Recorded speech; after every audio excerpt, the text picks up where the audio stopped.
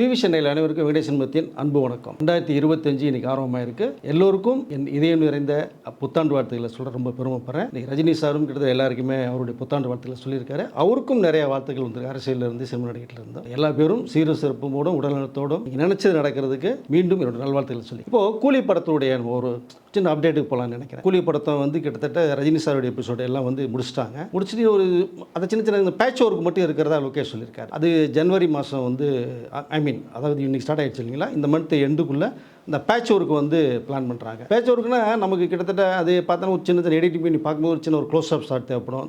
இந்த ஒரு பார்க்குற பார்வை திரும்புறது இந்த மாதிரி சின்ன ஷார்ட்ஸ் தேவைப்படும். ஸோ அந்த ஷார்ட்ஸுக்காக மட்டும் ஒரு 5 to 10 days வந்து தனியாக ஒதுக்குவாங்க. அது மட்டும்தான் பேலன்ஸ் இருக்குது. கூலி படத்தினுடைய ரஜினி சாருடைய எபிசோடு எல்லாமே கிட்டத்தட்ட முடிச்சிட்டாங்க. எல்லார்ட்டையுமே ரஜினி சார் வந்து கேட்டிருக்காரு, ஒப்பீனியன் கேட்டிருக்காரு எப்படி இருக்குது அப்படின்னு. அந்த ஷூட்டிங் ஸ்பாட்டில் அவர் எப்போவுமே கேட்பார். அதாவது அவருக்கு நல்லா இருக்குன்னு சொல்கிறத விட மற்றவங்க சொல்கிறத கேட்டு ரசிக்கிறவர். அவர் எல்லார்ட்டையும் கேட்கும்போது என்ன சொல்லணுமா இதை, அது உங்களோட நடிக்கிறது வந்து எங்களுக்கு ரொம்ப பெருமையான ஒரு விஷயம் அப்படிங்கிறத எல்லாரும் சத்யராஜ் இன்க்ளூடிங் ரொம்ப கேட்பட்டு வந்த விட சத்யராஜ் கூட ரொம்ப அப்ரிஷியேட் பண்ணிட்டாங்க சார். ஸோ உங்களோட அதை இவ்வளோ தூரம் ஏன் கேப் விட்டேன்றதை கூட அவர் ஃபீல் பண்ணது மாதிரி சொல்லியிருக்காரு. ஏன்னா சிவாஜி படத்தில் அவ்வளோ தூரம் கேட்டு அன்றைக்கி எந்த சூழ்நிலையில் பண்ண முடியலன்னு சத்யராஜ் சொன்னாங்க. ஸோ அதனால் அது பண்ண முடியாமல் போச்சு அவருக்கு. அதுக்கப்புறம் கிட்டத்தட்ட ஒரு 15 வருட இடைவெளிக்கு பிறகு இப்போ இந்த வாய்ப்பு வந்திருக்கு. ரொம்ப அருமையாக இருக்குது அப்படிங்கிற சத்யராஜ் சொல்லுவாங்க. இதே தான் உபேந்திரா, நாகார்ஜுனா, சாபின் ஹுசேன் எல்லாமே சொல்லுவாங்க. இதில் அமீர் கான் வந்து ரொம்ப ஒரு கிஃப்ட்டு சார் உங்களோட நான் பண்ணது. ஸோ இந்த ஒரு வாய்ப்பை நான் எதிர்பார்க்கல. சென்னை வந்திருக்கும் போது லோகேஷ் 10 விஷயத்த சொன்னாங்க, ரொம்ப பிடிச்சிருந்தது. ரஜினி சார் உடனே ஓகே சொல்லிட்டேன் அப்படின்னா. அமீர் கானுடைய எபிசோடு எல்லாமே முடிஞ்சு கிட்டத்தட்ட எல்லாருடைய ஷூட்டிங் ஸ்பாட்டும் வந்து முடிஞ்சது மாதிரி இருக்காது. சின்ன பேட்ச் ஒர்க் மட்டும் இருக்குது. படம் நல்லா வந்திருக்கிறதா ஒரு தகவல் வந்து எல்லாருமே சொல்லுவாங்க. ரஜினி சார் ரொம்ப ஹாப்பி ஆகிட்டார். இதில் லோகேஷ் கிட்ட வந்து நம்ம ஒரு விஷயத்தை நம்ம வந்து அவர்கிட்ட பேசும்போது வந்து இது எல்சியூ படம் மாதிரி சொல்கிறாங்களே எப்படி சார் இருக்கும்போது, சார் தயவுசெய்து அந்த வார்த்தையை சொல்ல வேண்டாம்.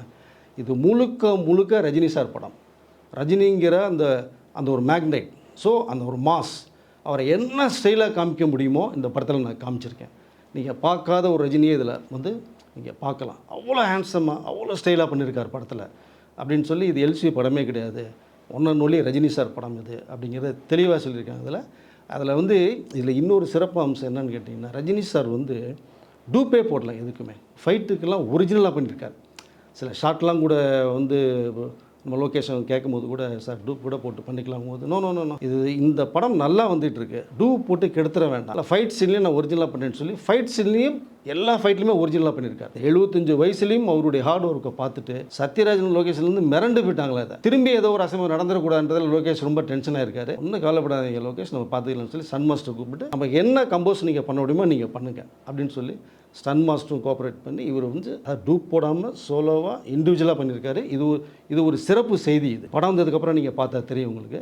டான்ஸ் மாஸ்டர்டையும் அதே தான் சொல்லியிருக்காரு. டான்ஸ் மூமெண்ட்ஸ் வந்து நீங்கள் அதாவது எனக்கு என்ன மூமெண்ட் வரும் என்னங்கிறது உங்களுக்கு தெரியல, ஃபாஸ்ட் மூமெண்ட் வைக்கும் போது அந்த கட்சிப்பை சுற்றுற ஒரு ஸ்டைல் வரும். அவரே சொன்ன முத்து படத்துக்கு அப்புறம் என்ன பண்ணவே இல்லை பண்ணணும்னு சொல்லி அதை சுற்றுறேன். ஏன்னா அந்த சுற்றும் போது ஷோல்டர்லாம் கூட கொஞ்சம் பெயின் வந்துடும். ஸோ அதனால் இதில் வந்து முழுக்க ரஜினி சார் ரொம்ப 100% இன்வால்வ்மெண்ட் எடுத்து ஃபுல்லாக எஃபோர்ட் பண்ணியிருக்காரு. படமும் ரொம்ப பிரமாதமாக வந்திருக்கிறதா எல்லாமே டெக்னீஷியன்லேருந்து கூட ஒர்க் பண்ண ஆக்டர்ஸ்லேருந்து எல்லாருமே சொல்லியிருக்காங்க. அதில் இந்த கேப் பிட்வீனில் வந்து ஜெயிலர் 2 படத்தினுடைய வேலையிலையும் நம்ம ஆரம்பிக்கலாம் அப்படிங்கிறத வந்து சொல்லி நெல்சன்ட்டை கூப்பிட்டு எப்படி வந்திருக்கு என்னங்கிற ஒரு தகவலும் கேட்டிருக்காரு. ஏன்னா அவர் பார்ட் 2க்குள்ளே போகிறதுக்கு அவர் உடன்பாடே கிடையாது. பாஷாலாம் எடுக்கணும்னு எவ்வளோ பிளான் பண்ணாங்க, வேணாட்டார். ஸோ அவருக்கு இந்த 2 இருக்கிறதுனால அது எப்படி வருங்கிறது ஒரு டென்ஷன் அவருக்கு இருந்தது. நெல்சன் ஸ்கிரிப்ட் சொன்ன உடனே டோட்டலாக அவர் வந்து பிரமாதமாக வந்திருக்கு நெல்சன்.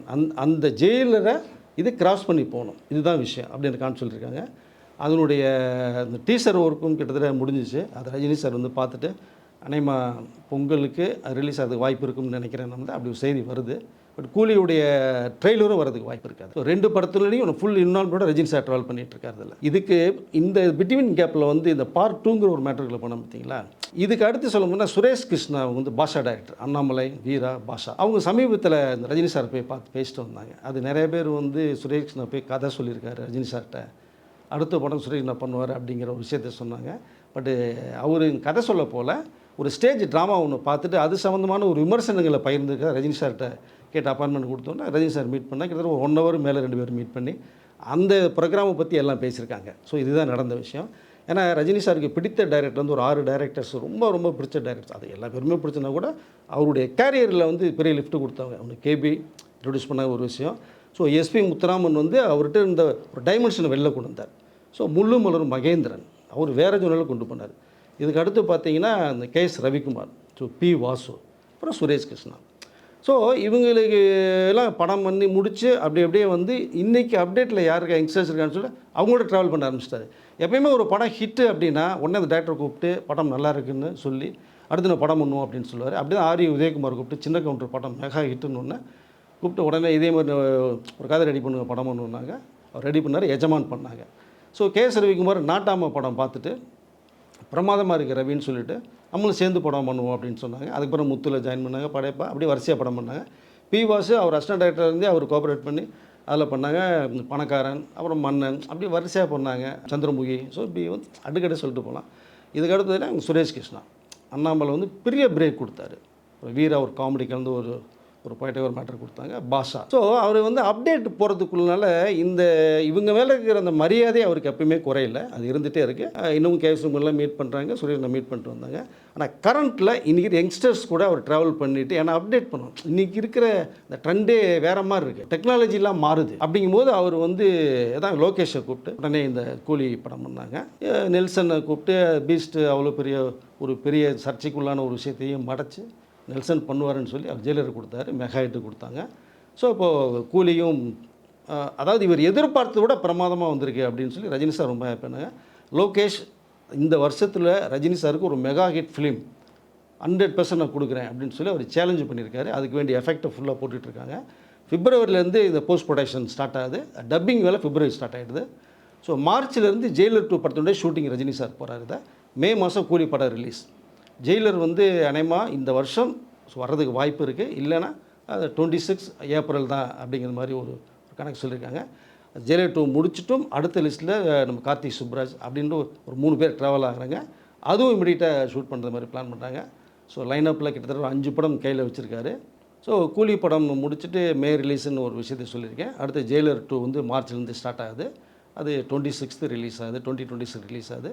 லிஸ்ட்டில் பார்த்தீங்கன்னா அடுத்து கார்த்திக் சுப்ராஜ் அவரும் கதை சொல்லிட்டார். கதை சொல்லி ரஜினி சார் ரொம்ப பிடிக்கும். ஏன்னா பேட்டன்ற ஒரு படத்தை மிகப்பெரிய ரஜினி டைனிங் பாயிண்ட்டை கொடுத்தவர். இப்போ அடுத்து லிஸ்ட்டில் அவர் ஒன்று இருக்கார். ஒரு மலையாள டைரக்டர் ஒருத்தர் ஜோசப் இருக்காங்க. இதில் வந்து இன்னொரு கேரக்டர் மாரி செல்வராஜ் உள்ளே வர்றார். ஸோ கிட்டத்தட்ட உள்ளே வர்றாரு. அந்த ஜோனல் வேறு மாதிரி இருக்கும். ஸோ அந்த கலமை வேறு மாதிரி இருக்கும். இதுக்கிடையில் இந்த போட்டியில் நடுவில் பார்த்தீங்கன்னா ஸோ வெங்கட் பிரபுவும் உள்ளே வர்றதுக்கான வாய்ப்புகள் நிறையா இருக்குது.